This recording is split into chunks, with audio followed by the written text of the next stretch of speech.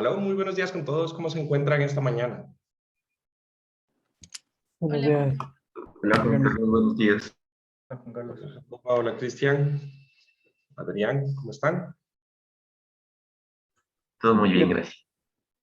Espero que hayan podido descansar bastante del feriado, o digamos del receso, y que hayan podido aprovecharlo para estudiar. Bueno, listo. Esta mañana vamos a continuar haciendo dos, o mejor dicho, vamos a realizar dos actividades. La primera, quisiera discutir lo siguiente. En la anterior clase, antes de salir al receso, estábamos viendo lo de el diseño acrotante de un elemento. ¿Listo? Entonces, quiero que por favor se vayan al módulo de superestructura E del curso. En un segundo.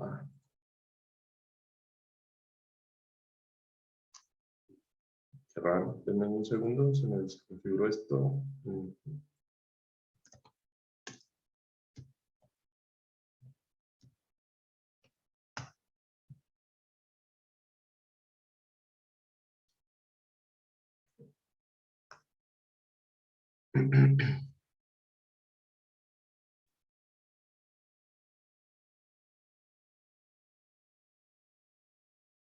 Ya, ahora sí.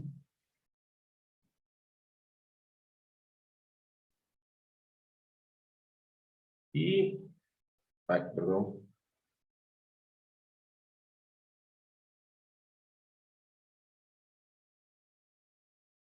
Y en el módulo E de superestructura, sería este de acá.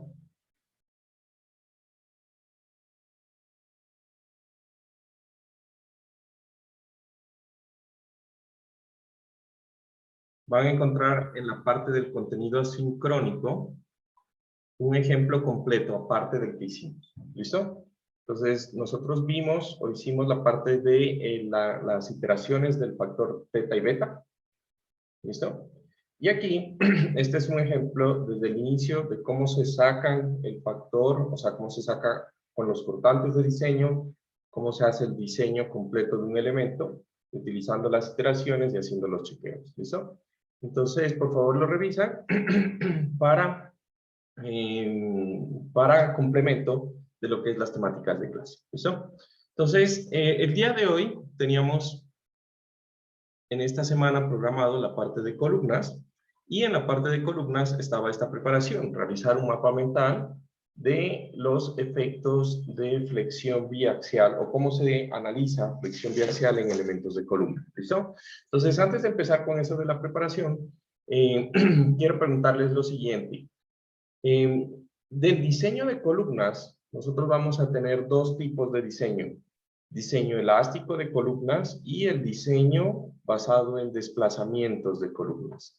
¿Cuál de los dos ustedes quisieran, ¿sí? ¿Cuál de los dos ustedes quisieran que hagamos? Y entonces voy a lanzar una pequeña encuesta para mirar lo que escoja la mayoría, ¿no?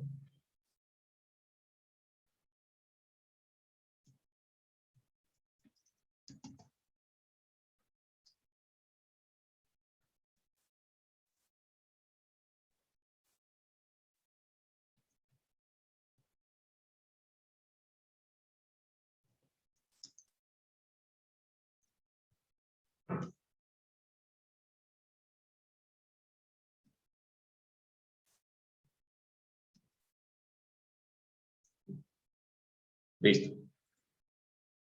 Ahora, resulta que esto tiene una implicación, ¿sí? En el momento en que yo digo el diseño elástico de columnas se limita a mirar lo que ustedes ven con EVA para lo que es el diseño de los elementos. O sea, necesitamos aprender o recordar, porque ya saben, los factores de magnificación de momentos, los diagramas de interacción carga axial-momento, la carga mayorada última, y básicamente hacer el detallamiento siguiendo los requisitos de zonas confinadas, bueno, básicamente un diseño elástico. ¿Listo? Para el diseño basado en desplazamientos, en cambio, adicional a eso, ¿sí? Se necesita hacer o calcular lo que es la capacidad de momento de rotación de una sección, teniendo en cuenta cero. Se necesita calcular lo que sería el diagrama momento-curvatura. Se necesita calcular lo que es la capacidad de desplazamiento de un elemento dependiendo de su altura. Se necesita calcular la ductilidad al desplazamiento del elemento, ductilidad al desplazamiento de la estructura en conjunto, y con todo eso aseguramos que la estructura esté funcionando. ¿Listo? Entonces, en la segunda opción, pues tenemos que entrar en algo que realmente no han visto antes y que es análisis no lineal de secciones, ¿no? Vamos a tener que dañar el hormigón y dañar el acero para saber hasta qué punto vamos a poderlo dañar. ¿Listo? Entonces, voy a lanzar aquí la pequeña encuesta. Cada uno puede escoger, debería haberles aparecido una encuesta en la pantalla. Y bueno, dependiendo de lo que diga la mayoría, pues vamos a estudiar, ¿no?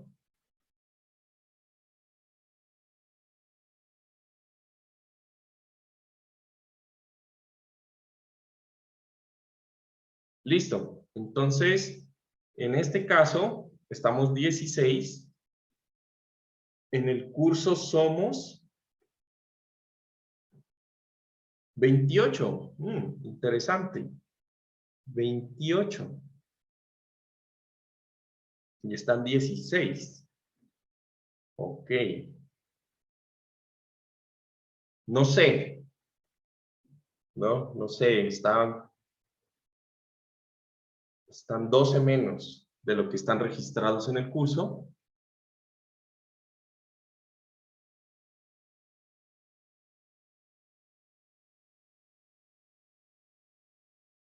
Lo cual, pues, me hace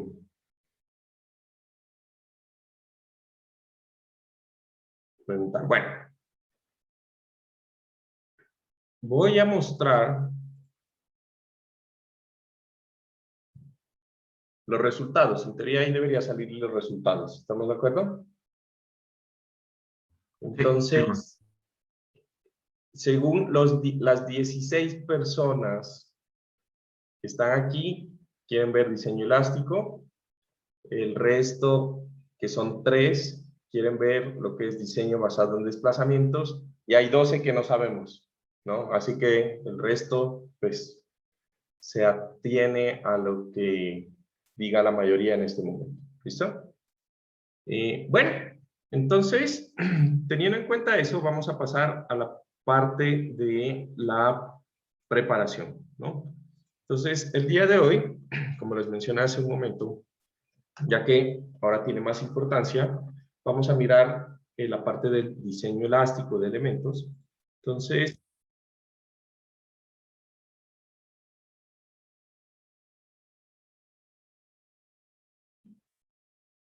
¿listo? Vamos a empezar con esa parte.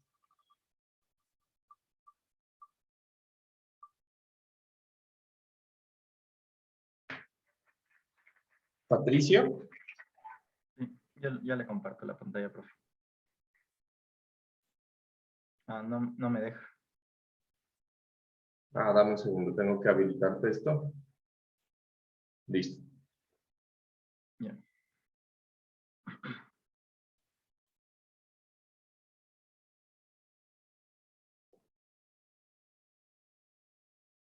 Ahí se ve. Sí. Ya. Entonces, Entonces, ¿cuántos métodos encontraste, Patricio? O sea, yo vi este método, que es parecido al que vimos en Hormigón 2 con Eva. O sea, ¿encontraste uno? ¿Solo uno? Sí, o sea, sí. La verdad pensé que era este el que había que hacer. Ok, entonces, dale. Entonces, vas a explicar este, pero de verdad te falta. Son al menos 4, pero bueno. Ah. Entonces, explícanos y continuamos.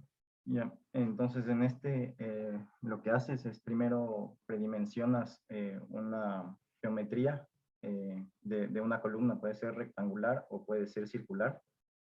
Tienes que definir un F'C, un Fy y despejar este factor gamma, que es la distancia entre las barras de acero de los extremos, dependiendo del momento que se quiera ver, si es el momento en X o Y. Ahí cambia este valor. Partamos del nombre. ¿Cómo se llama este método? Es el del Interaction Diagram. No me acuerdo cómo se llamaba. Ok. Después de obtener estos valores, se puede obtener la cuantía de acero y la relación entre la excentricidad y H, y ahí se va al diagrama de interacción y se puede estimar un valor de PNX. Se hace lo mismo para encontrar PNY, cambiando algunas dimensiones. Después de encontrar eso, se puede despejar de esta ecuación PN0.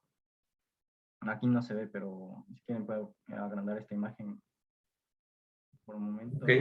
No se ve. Ya, no importa. PN0. Ajá, se obtiene PNX y PNY del diagrama de interacción. Y usando esta ecuación se obtiene PN0. Después se usa la ecuación de Bresler para despejar phi-Pn. Y si phi-Pn es mayor a Pu, que ya es dado, la sección es aceptable. No se tiene que volver a predimensionar. Si es menor a Pu, se tiene que volver a dimensionar y realizar otra vez los pasos que mencioné. Y ya, eso es. Listo. Gracias, Patricio.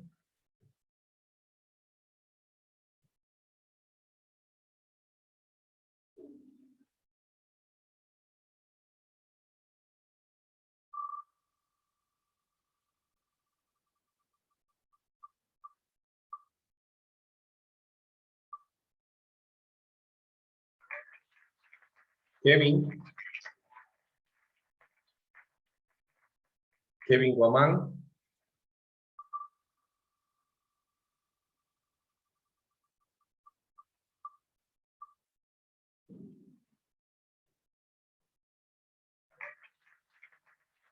Nelson Granja. Ya comparto, profe.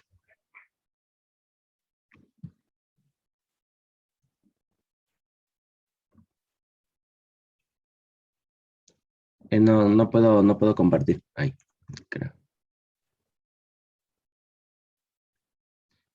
Igual que Patricio, yo investigué el método que estaba en el ACI, que es el método con la ecuación de Bresler, pero este también tenía una parte que estaba en el libro de diseño de puentes de la AASHTO, y decía que para poder aplicar este método se tienen que cumplir estas condiciones, que el hormigón tiene que ser de peso normal y la resistencia a la compresión de diseño tiene que ser hasta 15 KSI. Ahí es válido esto. También es para miembros no circulares sujetos a flexión biaxial y compresión. Entonces hay dos casos. El primero es cuando la carga axial sobre la columna es menor al 10% del phi de compresión por el F'C del concreto por la sección completa. Entonces aplica esta ecuación que es igual a la ecuación de Bresler, donde se calcula la resistencia alrededor del eje X y del eje Y, tomando en cuenta que solamente existe una excentricidad. Esto de aquí se calcula igual con los diagramas de interacción. El P0 se puede estimar aquí. Esta ecuación es la completa, que también toma en cuenta el aporte del hormigón pretensado. Y aquí está lo que significa la notación de la ecuación y cómo se calcula cada uno. Y también existe el caso en el que la carga sobre la columna es menor al 10% de phi por F'C por el área de hormigón, y se usa en cambio esta relación de momentos en donde la suma del momento de la demanda respecto a cada eje dividido para el momento resistente tiene que ser menor a 1. Si se cumplen de estos dos, está bien diseñada la columna. Si se cumplen los dos. Ese es para elementos de baja carga axial, ¿no? Sí. Claro. Nelson, ¿listo? Muy bien, gracias, Nelson. Listo, continuamos. Uno más.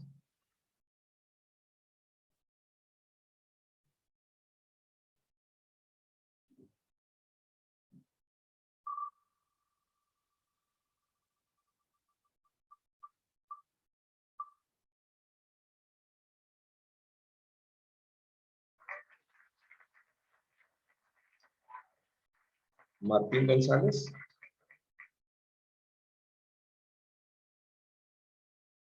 Martín González.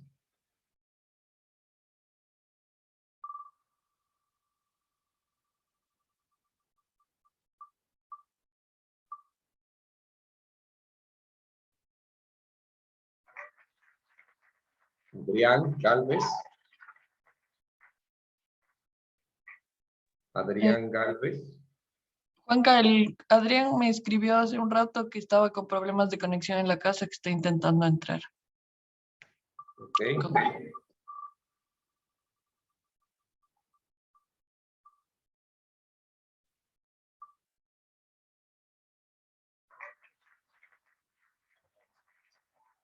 Mauricio Baldajos. A ver, Juanca, ya te comparto. Me dice que no puedo. Ah, perdón.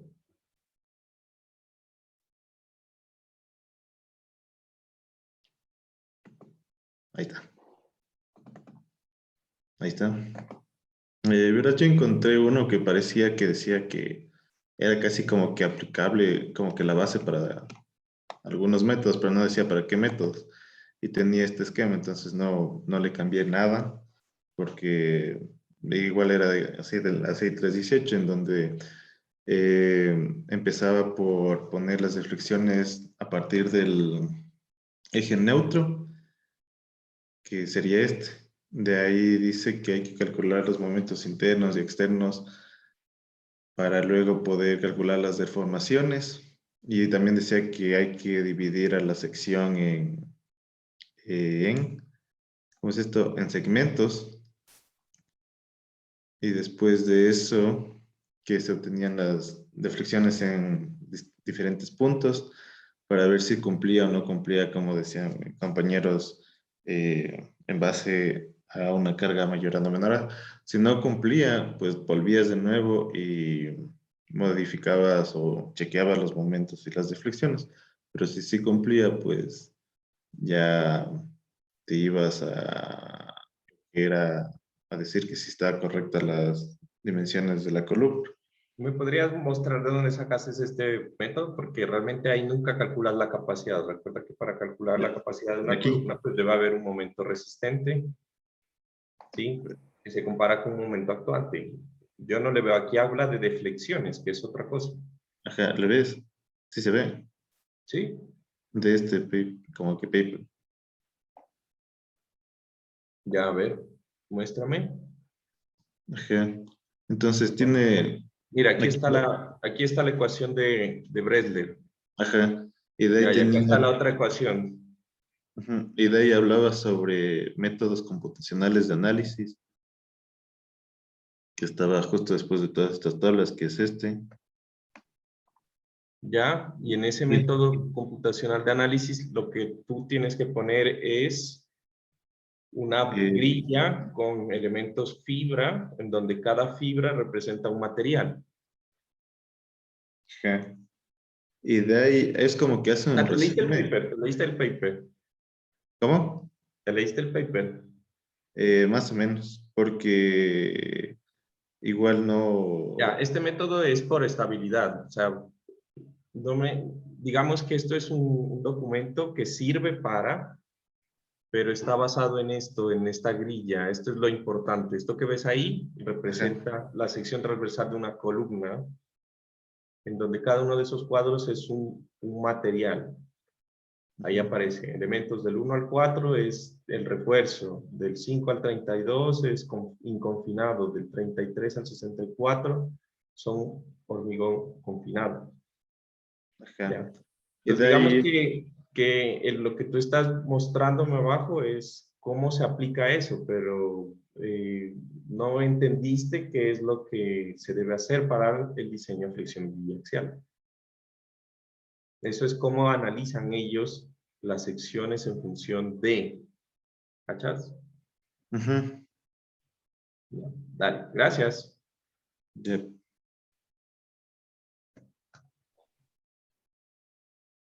Listo, entonces, déjeme Déjeme ver, déjeme revisar. una pregunta.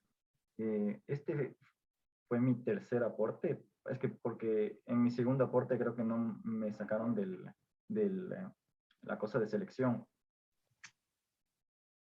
Dame un segundo, ¿ya? Ya.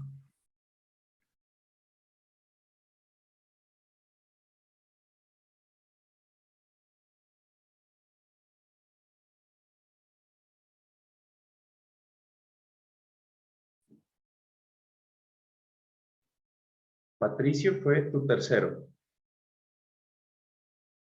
Ujú. Gracias.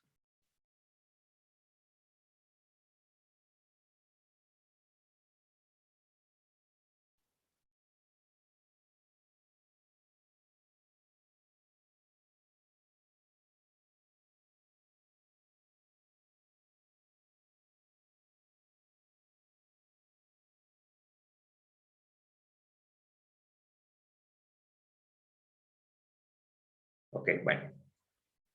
Listo, entonces vamos a continuar con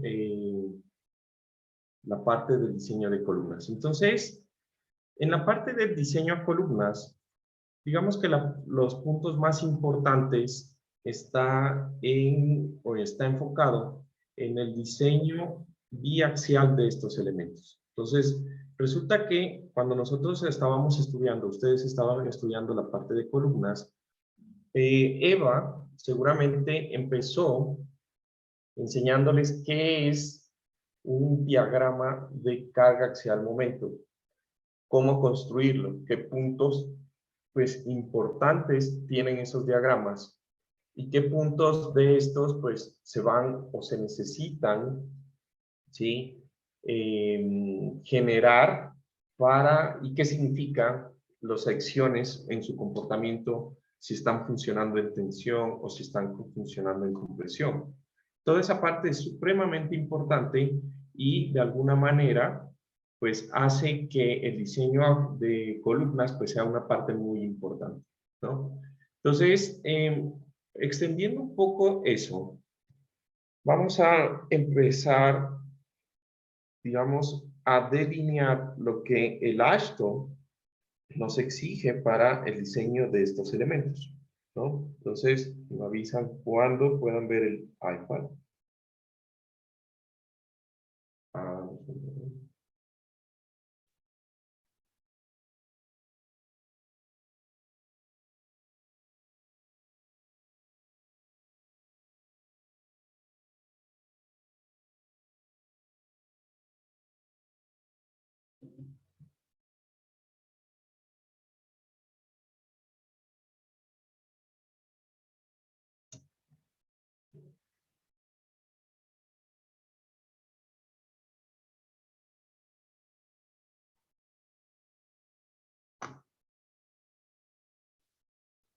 ¿Listo? Bueno, ahí se puede ver el iPad. Sí. Sí. Listo, genial. Entonces, vamos a arrancar con la parte del diseño de estos elementos. Vamos a mirar una cosita aquí antes de empezar.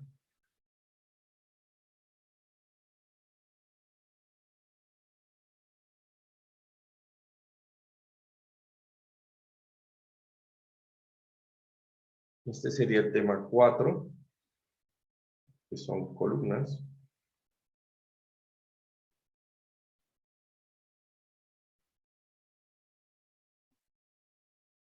Y empecemos con los requisitos.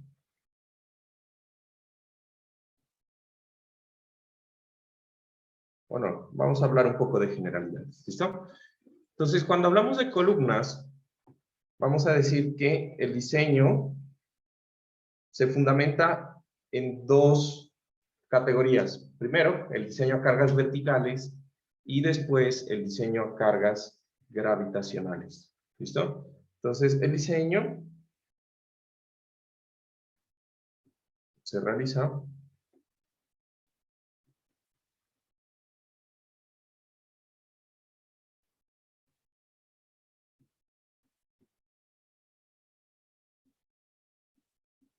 ahora. ¿Qué cargas verticales tenemos? Pues bueno, tenemos las de peso propio y componentes, que esas son las cargas de T, la parte de cargas vivas vehiculares,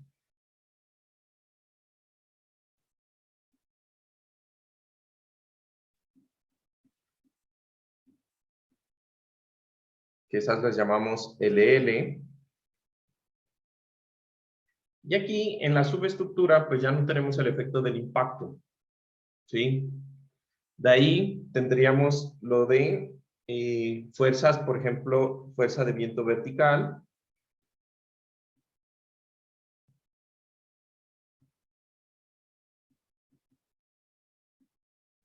¿sí? Etcétera. ¿Listo? Entonces, eso es básicamente el diseño. Ahora, el objetivo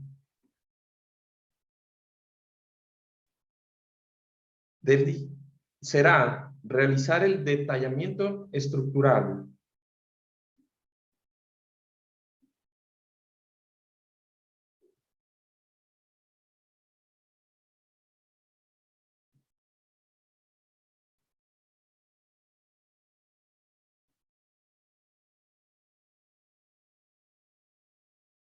con el diseño a cargas verticales.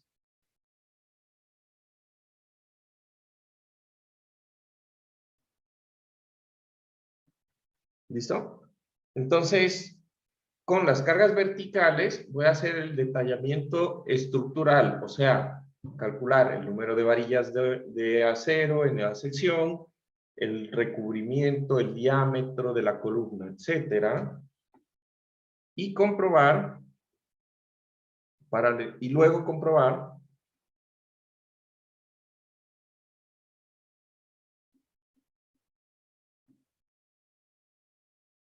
el comportamiento. Bueno, aquí podríamos, ya que no vamos a entrar mucho o sea, no vamos a entrar en detalle en esta parte, aquí deberíamos decir que, y luego comprobar la ductilidad al desplazamiento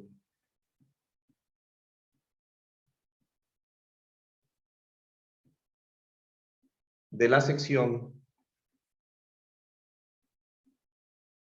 bajo cargas laterales.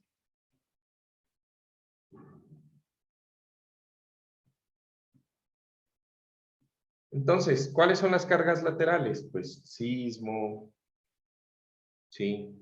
Viento, o sea, aquí sería sismo E, viento W sub S. ¿Qué más tendríamos? La parte de frenado, ¿sí? Que era BR, fuerza centrífuga, C sub E. Bueno, y un montón de cargas que son laterales.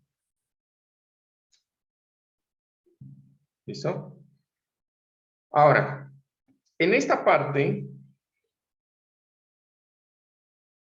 no vamos a entrar, ¿ya? Eso es todo el diseño basado en ductilidad.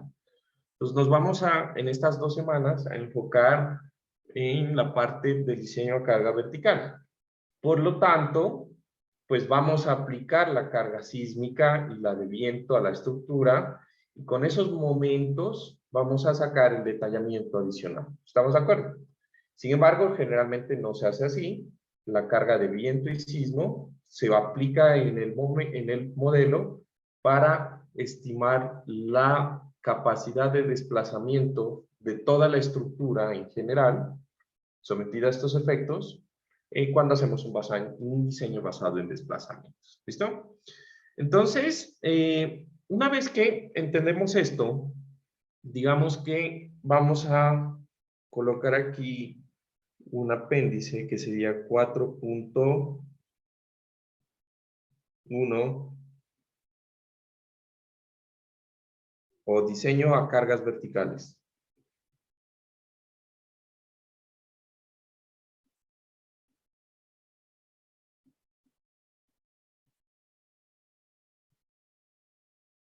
Entonces, cuando hablamos del diseño a cargas verticales, digamos que lo principal es reconocer que el diseño se basa principalmente en dos fenómenos. El primero va a ser en el diseño a flexión biaxial del elemento.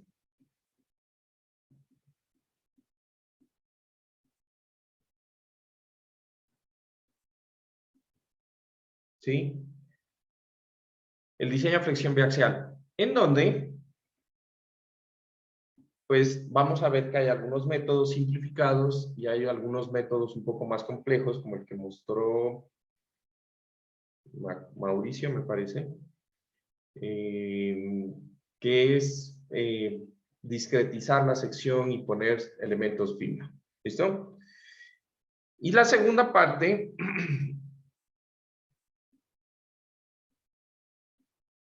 es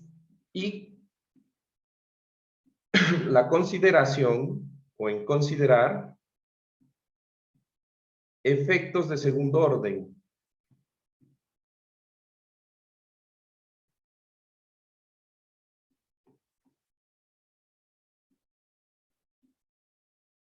A través del método de magnificación de momento.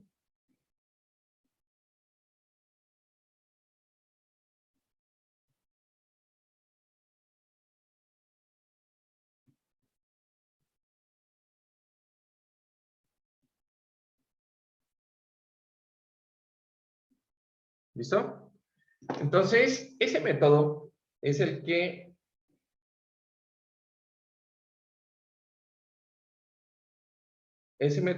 ustedes utilizan o que miran con Eva, ¿se acuerdan? Entonces, que las columnas Swaway, me imagino que ella, como da la clase en inglés, les dice los pórticos o columnas Sway o no Sway, ¿no? Que a la larga serían pórticos arriostrados o no arriostrados, a la larga, ¿sí? Que va a depender de si los extremos de la columna se pueden desplazar lateralmente o no, o se consideran que no se desplazan. Entonces, ese método, por favor, repásenlo, revísenlo, ustedes ya lo saben. Aquí vamos a hacer un repaso supremamente general, pero yo doy por sentado que saben esa parte, que es el proceso de magnificación de momentos que miran en su clase de hormigón 2. ¿Listo? Entonces, repasen esa parte.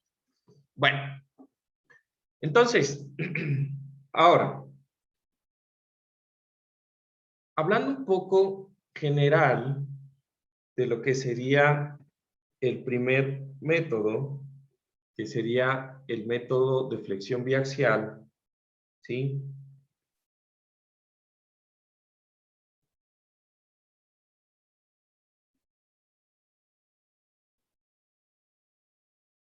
Digamos que en el método de flexión biaxial,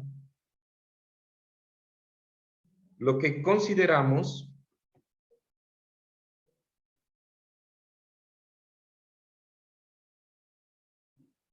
es que la sección transversal va a estar sometida a zonas en donde existe doble tensión y doble compresión en los elementos de columna.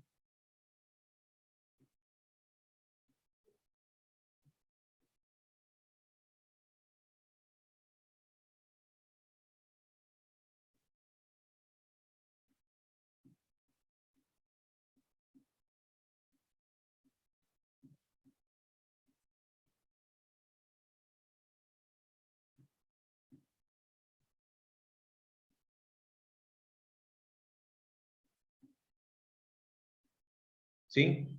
en elementos rectangulares.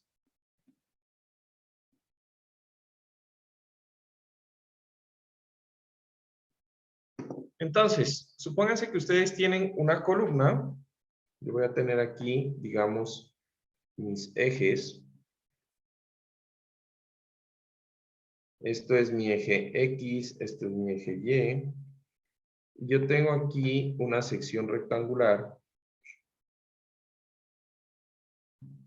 De esa sección rectangular, pues yo voy a tener un momento. ¿Estamos de acuerdo? Entonces, supónganse que yo tengo aquí un momento MX.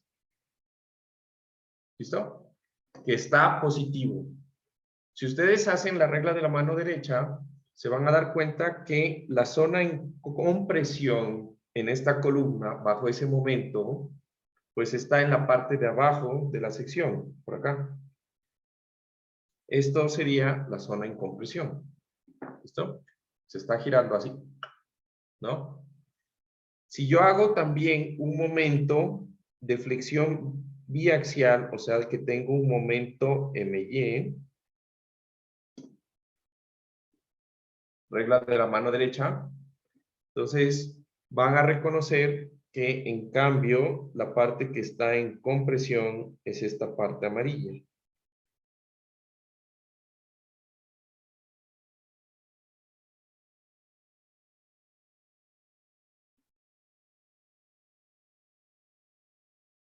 ¿Listo?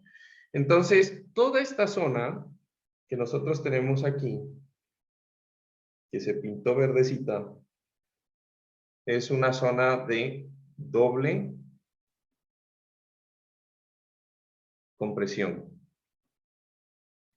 Juan Carlos, disculpa, ¿cuál era la zona amarilla?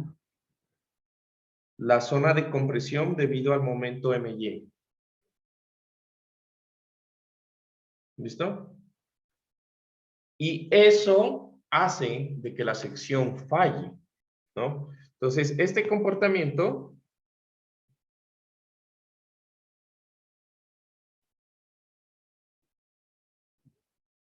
no se puede, y eso es súper importante, no se puede, ¿sí?, considerar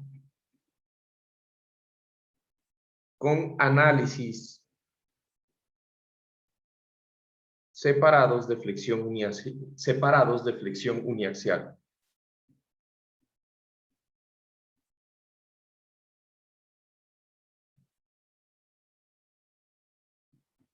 ¿Estamos de acuerdo? Entonces, ¿por qué les digo esto? Porque hay errores, a veces se cometen errores por desconocimiento, en donde en el diseño se dice, bueno, yo tengo un momento que la resultante de este momento en X y este momento en Y me da mi momento actuante en la sección. Entonces yo cojo y digo, bueno, yo cojo y calculo el momento en X, saco la capacidad del momento en X y veo, está funcionando con el momento en X, la sección funciona. Calculo por aparte el momento en Y y digo, bueno, también funciona. Entonces, si cumplen X y cumplen Y, entonces la sección está funcionando y eso es un error, ¿no? No se puede analizar mediante flexión uniaxial.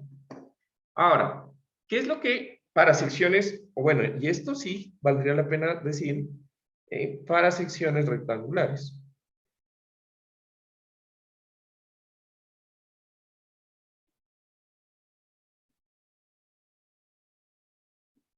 ¿Listo?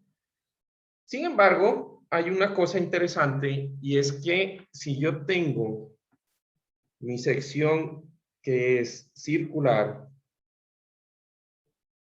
entonces nuevamente tengo aquí mi sección circular, más o menos eso parece un círculo, está como chatico, bueno, y nuevamente tengo mi momento en X y en Y, mi momento X y mi momento en Y. Aquí yo puedo hacer y calcular el momento resultante y diseñar a flexión biaxial para el momento resultante. Entonces, en columnas circulares,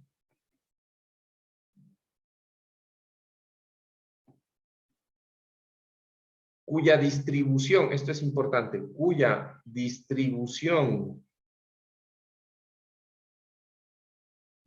de acero de refuerzo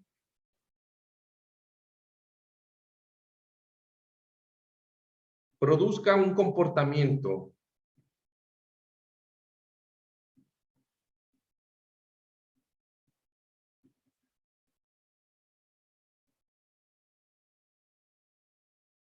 igual en cualquier ángulo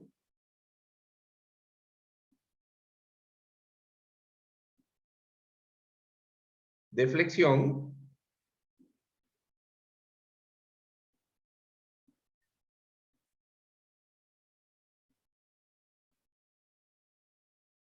entonces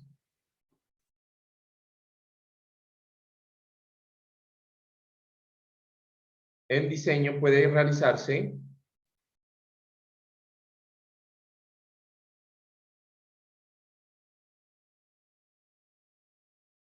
con la resultante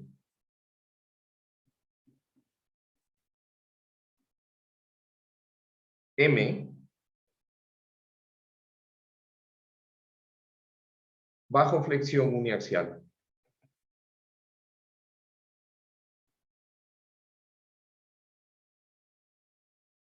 ¿Sí?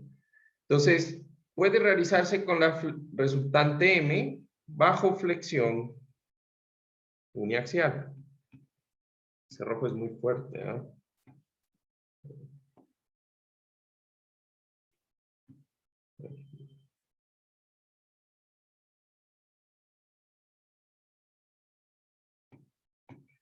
¿Listo? Entonces, aquí en el curso, cuando tengan o quieran diseñar secciones circulares, pues de una vamos a calcular la resultante de momento que se calcula, digamos, este momento último va a ser igual a la raíz cuadrada del momento último en X más el momento último actuando en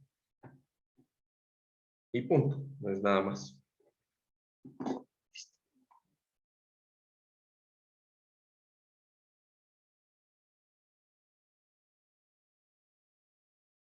¿Listo? Entonces, para concluir, el ASHTO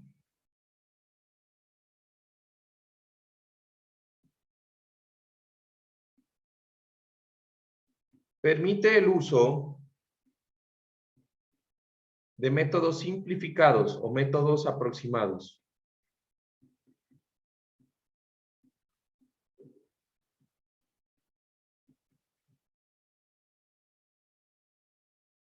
Para evaluar la capacidad de flexión biaxial.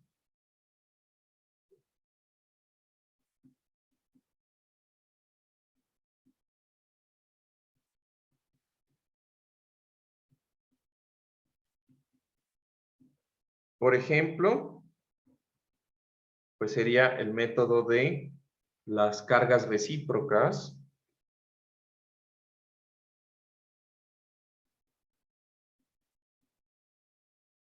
¿Sí? O el método de contorno de cargas.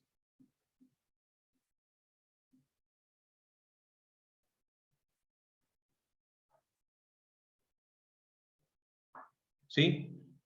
Sin embargo, también permite usar métodos más complejos, como el que mostró Mauricio.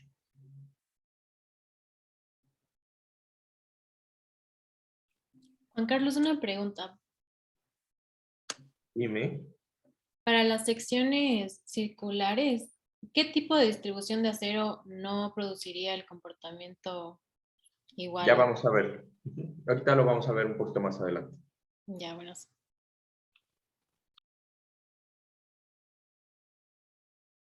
Entonces, también el ASHTO permite usar métodos basados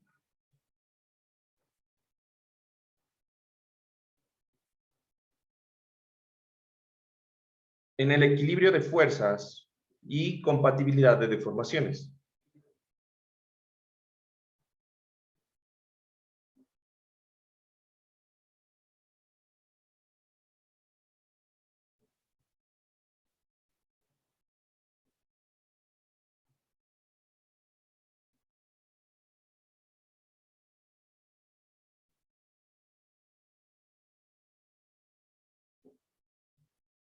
O bueno, pues aquí deberíamos decir deformaciones unitarias, ¿no? Y bueno, entonces eso es más o menos en lo que nos vamos a basar para lo que sería la fricción biaxial. Para la parte B, que sería el método de las amplificación de momentos, pues también hay algunos métodos, ¿no? Entonces digamos que en la parte B, que serían los efectos de segundo orden,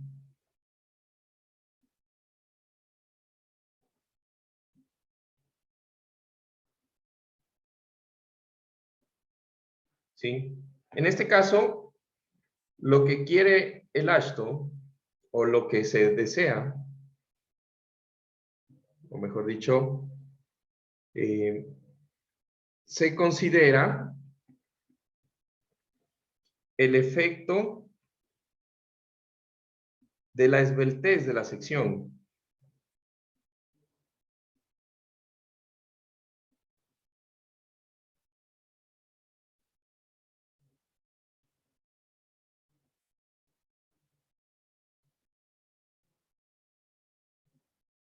¿Sí? Entonces, eso es lo que nosotros queremos considerar, el efecto de la esbeltez de la sección transversal en el incremento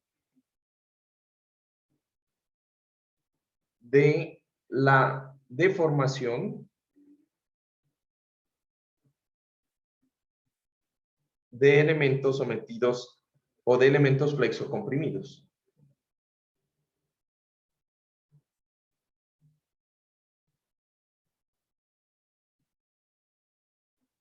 Entonces, cuando yo hablo de elementos flexocomprimidos, bueno, nosotros entendemos que las columnas son elementos flexocomprimidos, ¿no? Pero acuérdense que nosotros estamos dejando de lado una parte bien importante que son los elementos que están preesforzados.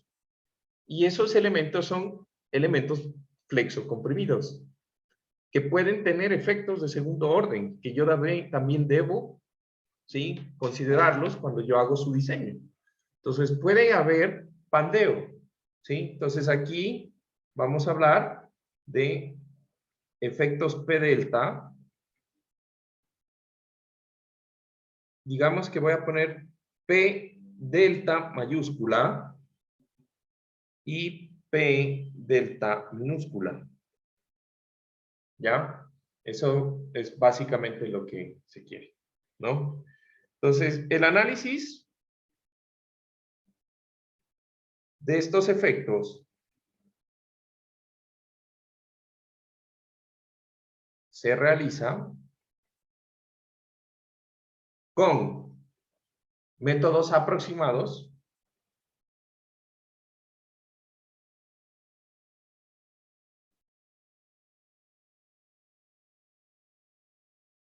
como el método de magnificación de momentos.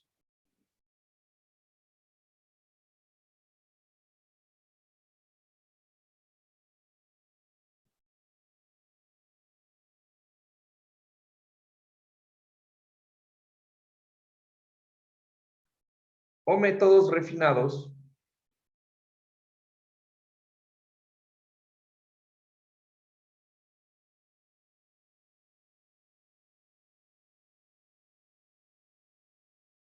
como el análisis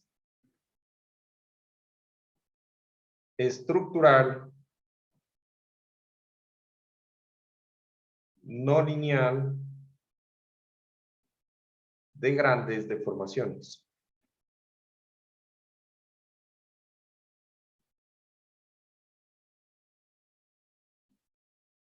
Ok, listo. Eso va a ser todo lo que vamos a decir acerca de eso por ahora.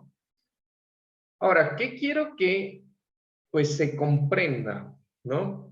Resulta que cuando yo tengo el método de magnificación de momentos que ustedes ven con Eva, se basa en estimar cuál es un porcentaje de incremento esperado en los momentos que ocurren en los extremos de los elementos.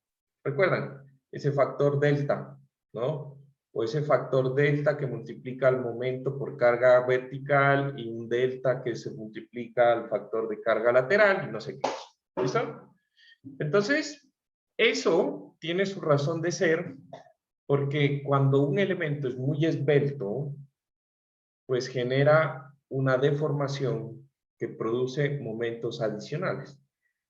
Sin embargo, yo puedo analizar esos efectos directamente en el análisis estructural, o sea, por medio de análisis matricial.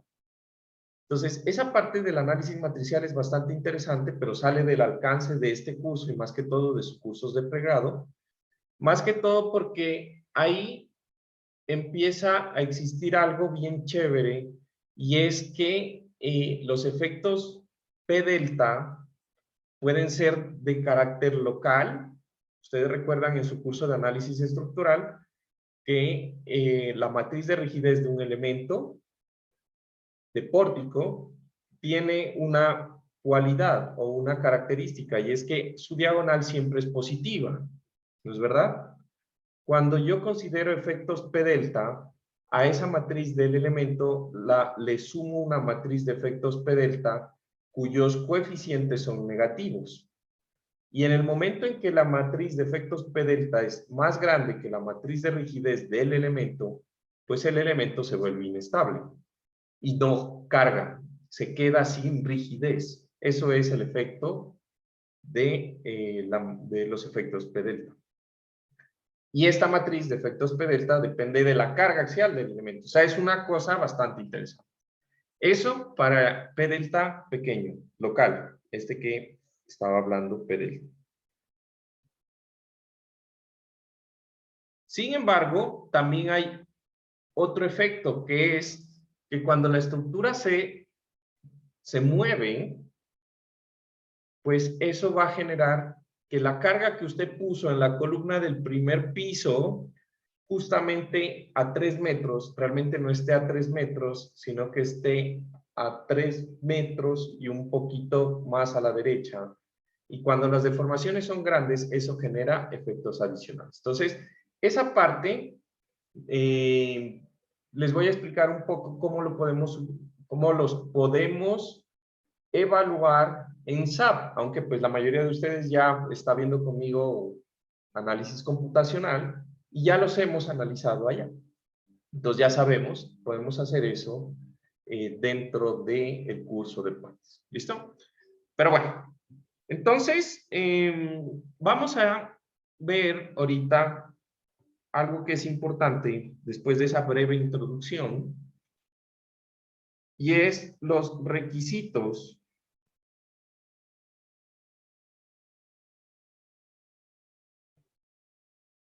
de detallamiento estructural.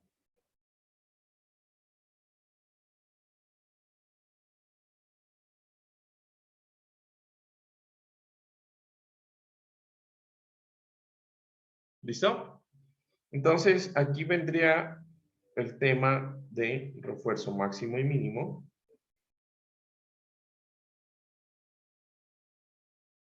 Yo voy a poner 4.1, 4.11 de una vez. Refuerzo máximo.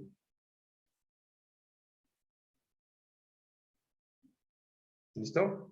Entonces, toda esta parte lo van a encontrar en el artículo 5742 del código. Entonces, ¿qué es refuerzo máximo? Prácticamente esto es lo que hablamos es de cuantías, la cuantía máxima y mínima de un elemento. Entonces, cuando hablamos de las cuantías, vamos a decir que la cuantía máxima, que va a ser ρ, va a ser igual a el área de acero sobre el área bruta del acero, del refuerzo normal, más el área del preesfuerzo. Entonces, esta parte del preesfuerzo la voy a escribir para que quede registrado, pero realmente no nos interesa, ya que el curso no está teniendo en cuenta la parte del preesfuerzo. Entonces, prácticamente lo que me dice esta ecuación es que en la máxima cantidad de acero por volumen que yo le puedo, por área que le puedo poner a una sección, va o debe ser menor o igual a 0.08, que es igual al 8% de cuantía. ¿Listo? Eso es mi primer criterio. De ahí tengo mi refuerzo mínimo.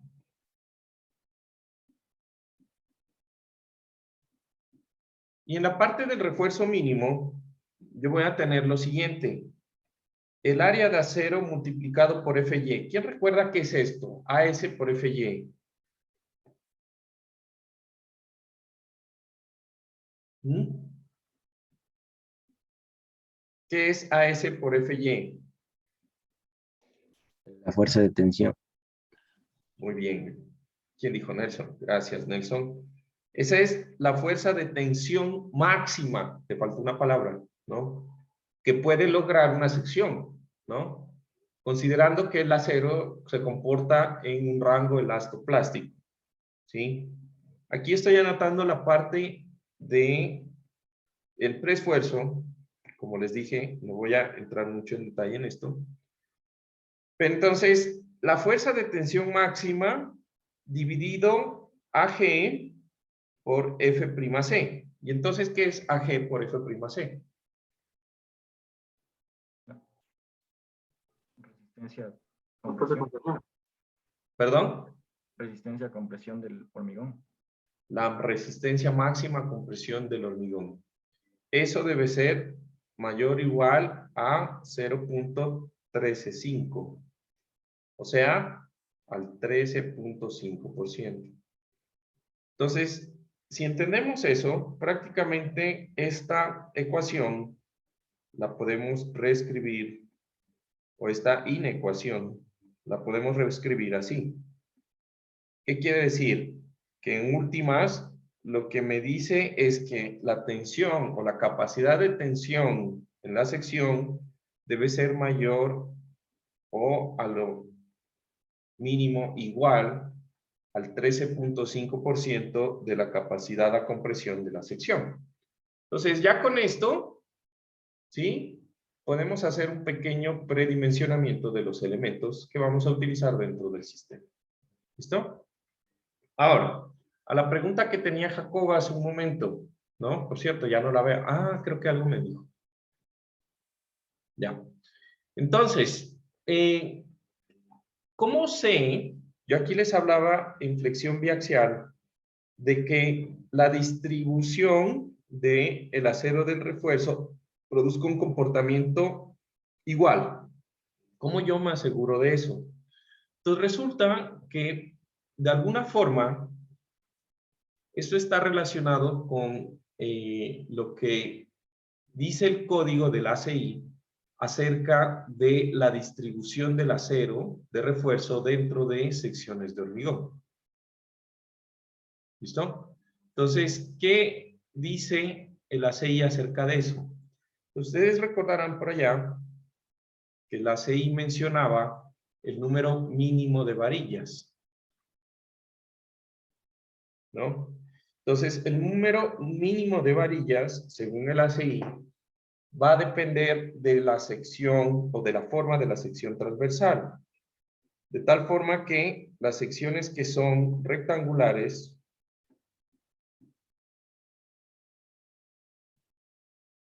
¿sí?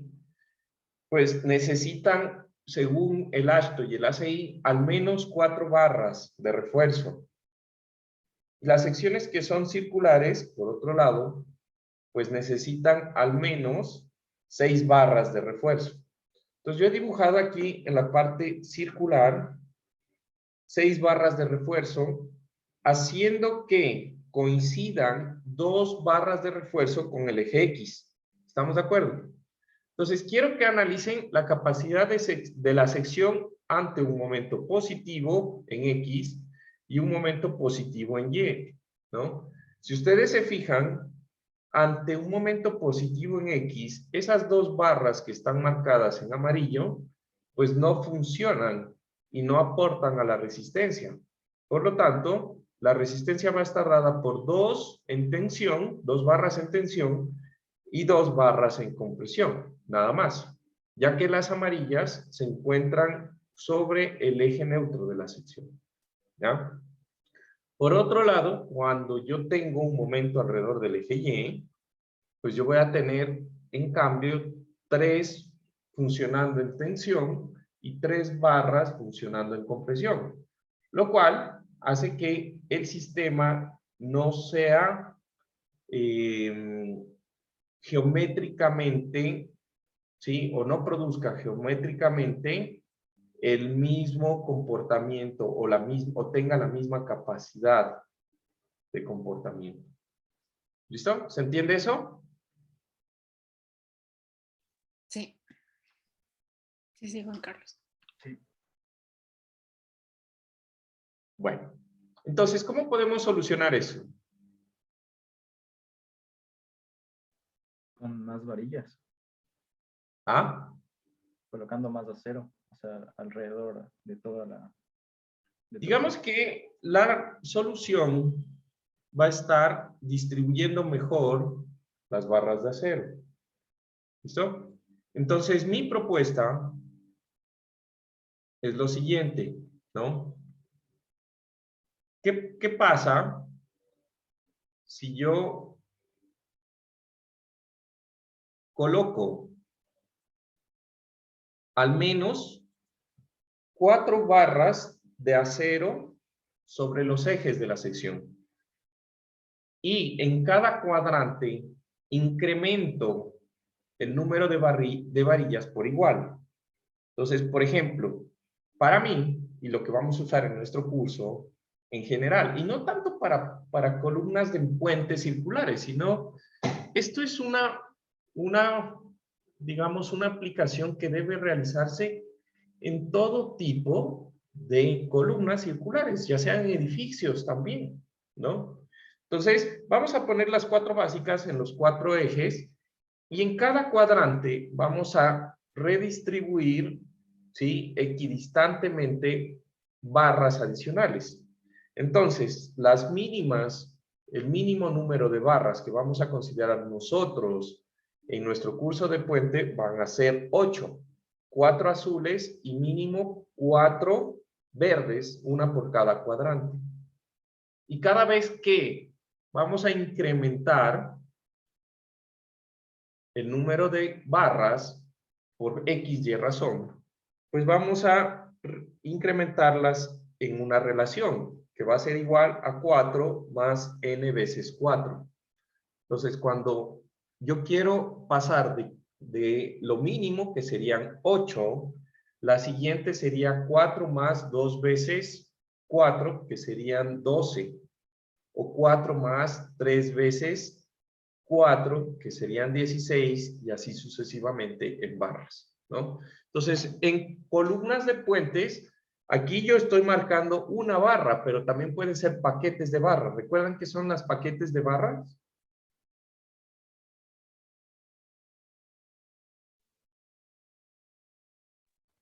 Cuando se ponían varillas juntas para hacer una más grande. Exacto. Ajá. También se puede utilizar paquetes de barra.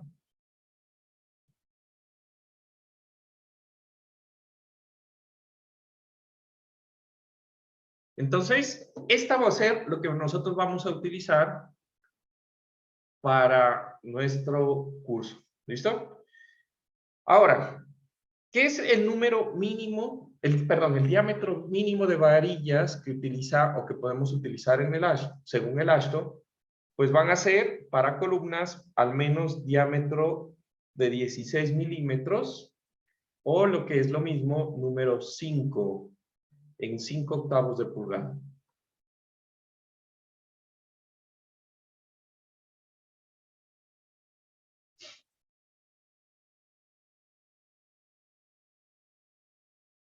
¿Listo? ¿Preguntas?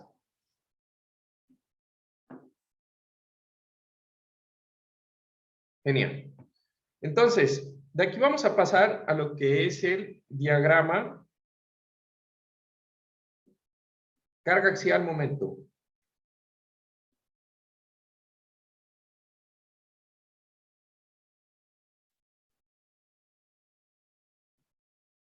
¿Listo? Entonces, el diagrama carga axial momento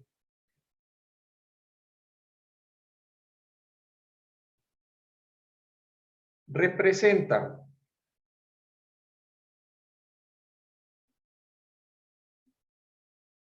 una superficie de falla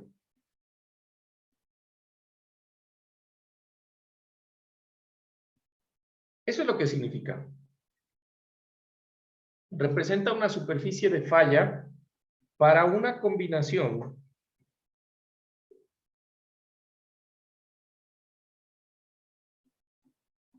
de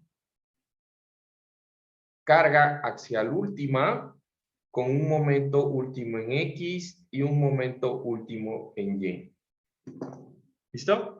Entonces, eso es un diagrama de interacción, una superficie de falla.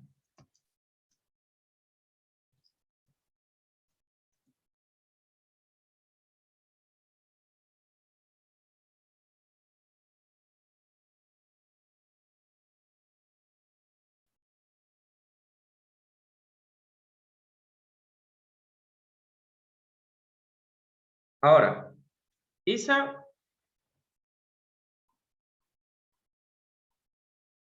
diagrama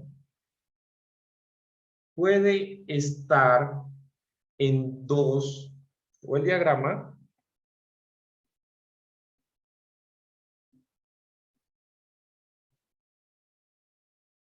puede ser nominal o puede ser de resistencia nominal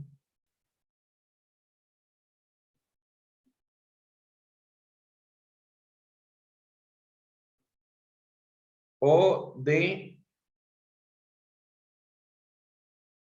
resistencia reducida. ¿Recuerdan esa parte? ¿No? O de resistencia reducida. ¿Y a qué me refiero con eso?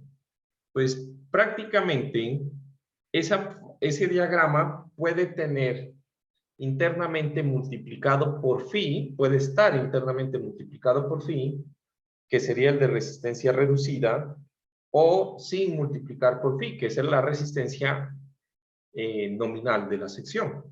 ¿Ya?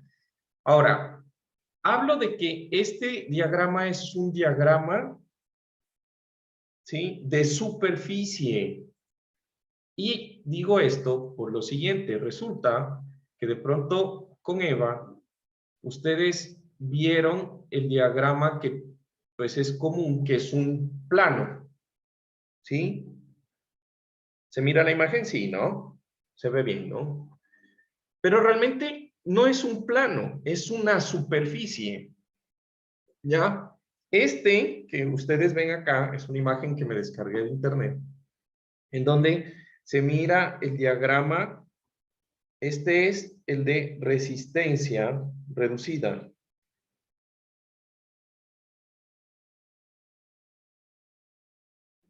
¿Listo?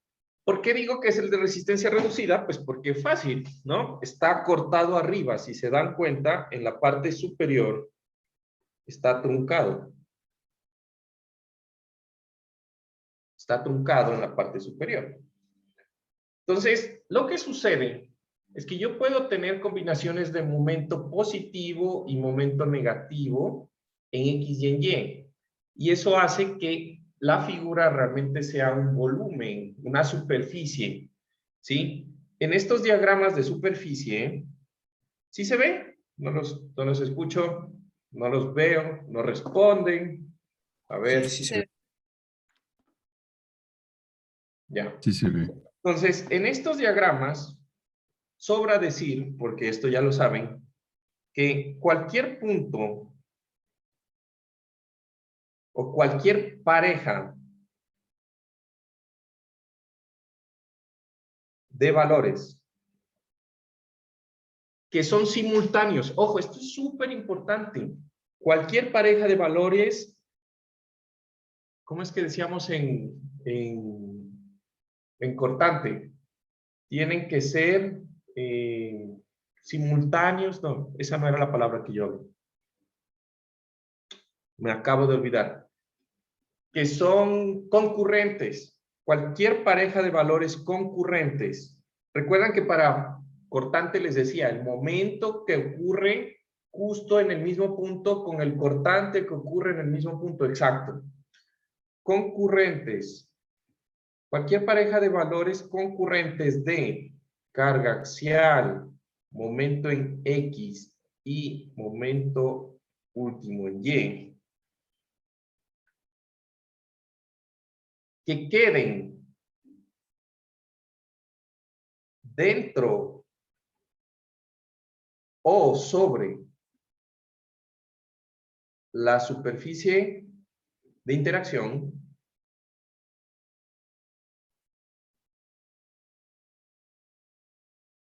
reducida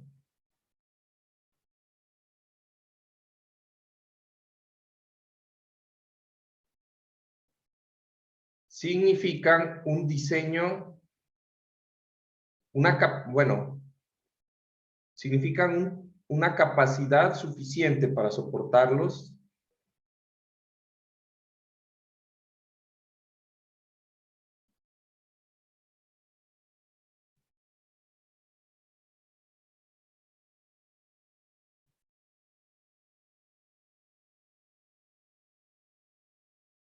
¿listo? Entonces, todos los puntos que queden o en la superficie o dentro de la superficie, quiere decir que la capacidad tiene la sección tiene la capacidad suficiente para soportarlos. ¿Sí?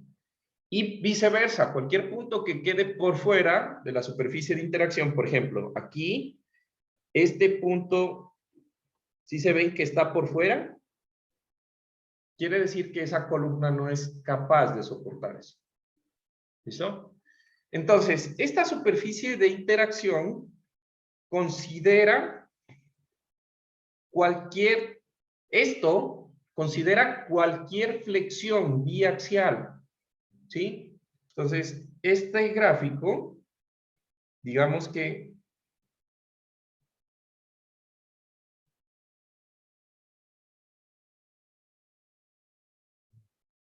¿sí? Este gráfico tiene la capacidad de evaluar directamente la flexión biaxial.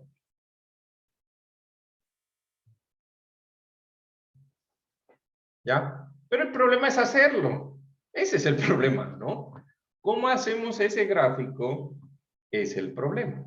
¿Cómo yo llego a generar ese sistema?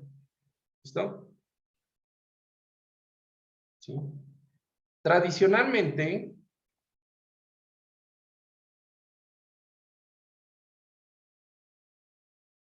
existen métodos aproximados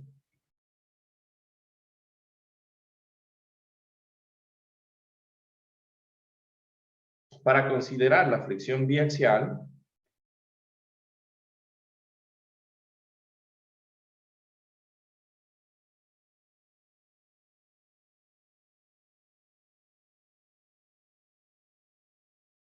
que se basan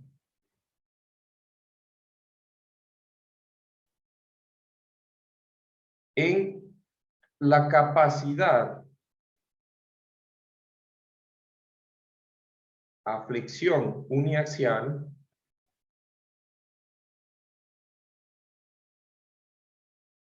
del elemento. Ahora, ¿cómo yo saco la capacidad a flexión uniaxial del elemento? Pues fácil, hagan de cuenta que esto que yo le llamo la cebollita de interacción, ¿ven que parece una cebollita? Bueno, ahorita porque está reducida con phi, pues tiene esos picos. Pero si no le quitáramos phi, eso fuera como una cebollita. Entonces, esta cebollita, si yo cojo y la corto por el eje X, o si yo cojo y la corto por el eje Y, el plano que me queda en ese corte es el diagrama de interacción que nosotros aprendemos con Eva, o que ustedes aprendieron con Eva, ¿sí?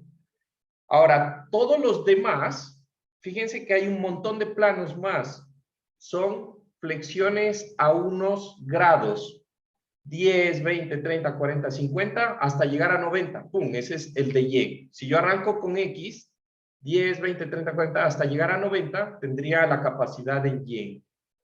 ¿Listo? Y así sucesivamente de toda la sección. ¿Listo? Entonces, vamos a mirar lo que sería el diagrama. Bueno, pero eso lo vemos la próxima clase porque igual ya tenemos solamente 2 minutos, que va a ser el diagrama de interacción uniaxial. Vamos a recordar un poco, ¿sí? ¿Qué es el diagrama de interacción uniaxial? ¿Ya? Pero realmente lo que yo quisiera es hacer esto, ¿se dan cuenta? Si yo tengo esta gráfica o yo tengo una forma de sacar esta gráfica, pues ya, lo único que hago es pongo mi PU, MU, X, MU, Y y pum, grafico ese punto y ya, no es nada más. El problema es sacar esa gráfica.